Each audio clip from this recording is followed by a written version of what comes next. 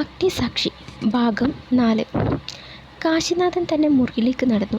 കട്ടിലിൽ ഉണ്ണിക്കുട്ടൻ ഉറങ്ങിക്കിടക്കുന്നുണ്ടായിരുന്നു. അവൻ ഉണ്ണിക്കുട്ടനെ അരികിൽ ചെന്നിരുന്നു. വാത്സല്യത്തോടെ അവനെ നെറുകയിൽ തലോടി നെറ്റിയിൽ ഉമ്മ വെച്ചു. ഈ സമയം വീണ അവിടേക്ക് വന്നു.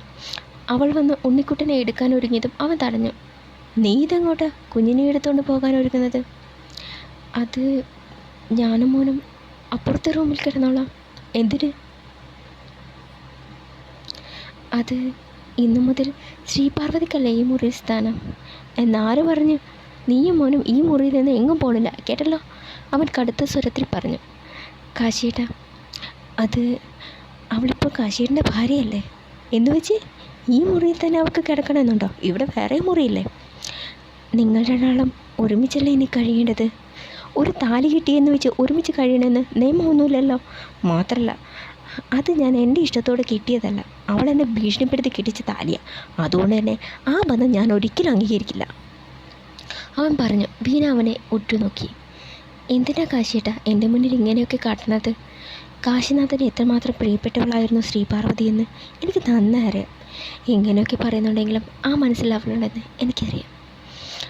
അവനൊന്നും വല്ലാതെ. ഒന്നും വേണ്ട, പേടികൂടാതെ തലചായ്ക്കാൻ ഒരിടം, അത് മാത്രം മതി എനിക്ക്. വേറെ ഒന്നും വേണ്ട, ഒന്നും ഞാൻ ആഗ്രഹിക്കുന്നില്ല, കണ്ണുകൾ തുടച്ചുകൊണ്ട് അവൾ പറഞ്ഞു. പിന്നെ ഉണ്ണിക്കുട്ടനെയും എടുത്ത് പുറത്തേക്ക് നടന്നു. ഈ സമയം ഒരു ഗ്ലാസ്സിൽ പാലുമെടുത്ത് ശ്രീപാർവതി മന്ദം മന്ദം നടന്നു വന്നു.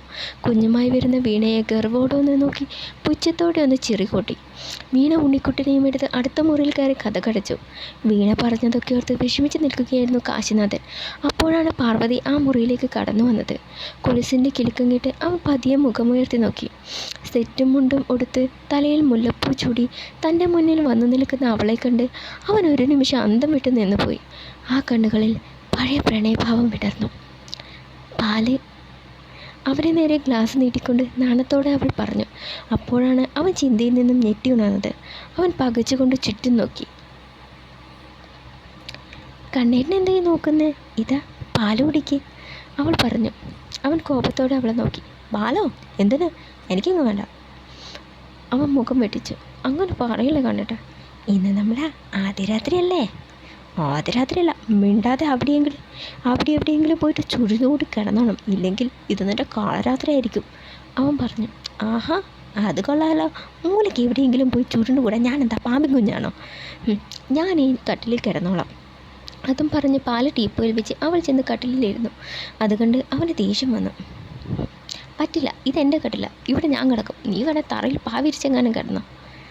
ആഹാ, അങ്ങനെ എന്നെ തറയാക്കാനൊന്നും നിങ്ങൾക്ക് നോക്കണ്ട, ഞാനിവിടെ തന്നെ കിടക്കും, അതും പറഞ്ഞ് അവൾ കട്ടിലിൽ കിടന്നു. ഇടി, മര്യാദയ്ക്ക് എഴുന്നേറ്റ് പോകാനാണ് പറഞ്ഞത്.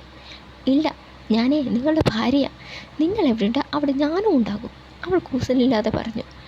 അവൻ ദേഷ്യത്തോടെ പല്ല് കടിച്ച് കൈ ചുരുട്ടി. പിന്നെ ദേഷ്യത്തോടെ ബെഡ്ഷീറ്റും തലയണയും കട്ടിലിൻ്റെ അടിയിൽ നിന്നും പായും എടുത്ത് പുറത്തേക്ക് നടന്നു. കണ്ണേട്ടൻ ഇതിട്ട് എവിടെ പോവുകയാ? കാശിക്ക്. എന്താ, വരുന്നോ? കണ്ണേട്ടൻ വിളിച്ച ഏത് നരകത്തിലേക്ക് ആയിരുന്നാലും ഞാൻ വരാം, അവൾ കൊഞ്ചിക്കൊണ്ട് പറഞ്ഞു. ഓ, ഒന്ന് പൊടി, ദേഷ്യത്തോടെ പറഞ്ഞ് അവൻ പുറത്തേക്ക് നടന്നു. ശ്രീപാർവതി അത് കണ്ട് ചിരിച്ചു. പിന്നെ ചെന്ന് കതക് ചാരി കട്ടിലിൽ വന്ന് കിടന്നു. അകത്തളത്തിലെത്തിയതും അവൻ അവിടെ നിന്നു. ഇവിടെ കൊള്ളാം, ഏതായാലും ഇവിടെ കിടന്നേക്കാം, അതും പറഞ്ഞ് അവൻ കയ്യിൽ കരുതിയിരുന്ന പായും ഷീറ്റും വിരിച്ച് തലയിണം വെച്ച് കണ്ണടച്ച് തൊഴുതു. പിന്നെ അവിടെ കിടന്ന് പുതുപ്പെടുത്ത് തലവഴി മൂടി. നല്ല ഉറക്കത്തിലായിരുന്നു കാശി. അപ്പോഴാണ് കാലിൽ എന്തോ തണുപ്പ് അനുഭവപ്പെട്ടത്. അവനത് കാര്യമാക്കാതെ തിരിഞ്ഞു കിടന്നു. കുറച്ച് കഴിഞ്ഞ് കാലിൽ വീലിൽ എന്തോ തഴയുന്നത് പോലെ തോന്നി. അവൻ പെട്ടെന്ന് എന്തോ സംശയം തോന്നി. എന്താ ഇത്? അവൻ തലയുയർത്തി നോക്കി. ഒരു എലി വന്ന് കാലിൽ കടിക്കുന്നത് കൊണ്ട് അവൻ ഞെട്ടലോടെ കണ്ണു വിളിച്ചു. അവൻ അലറി വിളിച്ചു. അത് കേട്ടതും ശ്രീപാർവതി ഞെട്ടി എണീച്ചു. കണ്ണേട്ടൻ്റെ ശബ്ദമല്ലേ കേട്ടത്? അവൾ പരിഭ്രമത്തോടെ ചാടി എഴുന്നേറ്റ് അകത്തളത്തിലേക്ക് ഓടി വന്നപ്പോൾ കണ്ടത് പുതപ്പും മൂടി ഒരു മൂലയ്ക്ക് ചുരുണ്ടുകൂടിയിരിക്കുന്ന കാശിയാണ്. എന്താ കണ്ണേട്ടാ, എന്തു പറ്റി? ശ്രീപാർവതി ചോദിച്ചു. കുന്തമോ? എവിടെ? അവൾ ചുറ്റും നോക്കിക്കൊണ്ട് ചോദിച്ചു. പൊടി, നിങ്ങൾ എന്തിനാ നിലകളിച്ചതെന്ന് പറ മനുഷ്യ. അത് ഒരെലി എൻ്റെ കാലിൽ കടിച്ചു. എലിയോ? അത് കേട്ടതും ആ പൊട്ടിച്ചിരിച്ചു. അയ്യോ കഷ്ടം തന്നെ. കൊള്ളന്മാരെയും കൊലപാതകളൊക്കെ കിരീടം വിറപ്പിക്കുന്ന കാശിനാഥൻ വെറും ഒരു എലിയുടെ മുന്നിൽ ഇങ്ങനെ കിരീടം വിറക്കുന്നതെന്ന് പറഞ്ഞാലേ അതിൽ പരമാനക്കേട് വേറെ ഉണ്ടാവില്ല. അവൾ കളിയാക്കിക്കൊണ്ട് പറഞ്ഞു. അവൻ ആദ്യം ഒന്ന് ചമ്മി. പിന്നെ അത് പിന്നെ ഉറക്കത്തിൽ വന്ന് കടിച്ച പിന്നെ ആരും പേടിച്ചു പോവില്ലേ? അവളൊന്നാക്കി. അയ്യോ നീ എലി, അവൾ പറഞ്ഞതും അവൻ ഞെട്ടി. എവിടെ എന്ന് പറഞ്ഞുകൊണ്ട് അവൻ അവളുടെ പിന്നിൽ ഒളിച്ച് ഭീതിയോടെ ചുറ്റും നോക്കി. അതുകൊണ്ട് അവൾ പൊട്ടിച്ചിരിച്ച്. അവൻ്റെ കാര്യം പേടി. ഓ അപ്പം നീ എന്നെ പറ്റിച്ചതാണ് അല്ലേ? അതെ നിന്നെ ഞാൻ, അവൻ ദേഷ്യത്തോട് പറഞ്ഞതും അവൾ ഓടി. നിൽക്കട്ടെ അവിടെ എന്ന് പറഞ്ഞുകൊണ്ട് അവന് പിന്നാലെ ഓടി. ഒരിടത്തെത്തിയതും അവൾ പെട്ടെന്ന് ബാലൻസ് തെറ്റി വീഴാൻ പോയതും അവൻ അവളുടെ കയ്യിൽ പിടിച്ചു വലിച്ചു. അവൾ അവൻ്റെ നെഞ്ചിലേക്ക് വീണതും അവൾ അല്പം പരിഭ്രമത്തോടെ അവളെ ചുറ്റിപ്പിടിച്ചു. ഒരു നിമിഷം ഇരുവരും നിശ്ചലമായി നിന്നുപോയി. രണ്ടുപേരുടെയും ഹൃദയമിടിപ്പ് കൂടി. ശ്രീപാർവതി പതിയെ കണ്ണുകൾ ഉയർത്തി അവനെ നോക്കി. ആ കണ്ണുകളിൽ ആ പഴയ പ്രണയഭാവം കാണവേ അവളുടെ മനസ്സ് തുടിച്ചു. കണ്ണുകൾ നിറഞ്ഞു. കണ്ണേട്ടാ, അവളുടെ സ്വരം മാത്രമായി. അവൻ അവളെ തന്നെ ഉറ്റുനോക്കി. ആ മുഖത്ത് ഒരു തെളിച്ചം പ്രകടമായി. തുറന്നിട്ട ജാലകത്തിലൂടെ ഇടം തന്നെ അകത്തേക്ക് വിശവെ അവളുടെ അളകങ്ങൾ നെറ്റിയിലേക്ക് വീണു. കാശിനാഥൻ അതെല്ലാം ഒതുക്കി വെച്ചു. പതിയായ കൈകൾ അവളുടെ കവിളിലും ചുണ്ടിലും ഒഴുകി നടന്നു. അവളൊന്നും ചെയ്യാനാകാതെ നിന്നതും ഇടുപ്പിലൂടെ കൈയിട്ട് തൻ്റെ ഉടലിനോട് ചേർത്ത് പിടിച്ചു. കുറച്ചു നേരം ഇരുവരും പരസ്പരം നോക്കി അങ്ങനെ തന്നെ നിന്നു. പെട്ടെന്ന് കാറ്റിൻ ജനാല അടഞ്ഞതും രണ്ടാളും ഞെട്ടി പരസ്പരം നോക്കി. പിന്നെ വേഗം അകന്നു മാറി. കുറച്ചു സമയം ചമ്മലോടെ ഇരുവരും നിന്നു. അതെ, വെറുതെ എവിടെ കിടന്ന് എലിയുടെയും പൂച്ചയുടെയും കടി കൊള്ളാൻ നിൽക്കട്ടെ. കണ്ണായിട്ട് കടലിൽ കിടന്നു, ഞാൻ താഴെ കിടന്നോളാം. അതും പറഞ്ഞ് അവൾ ചെന്ന് പായും തലയണും എടുത്ത് മുറിയിലേക്ക് നടന്നു.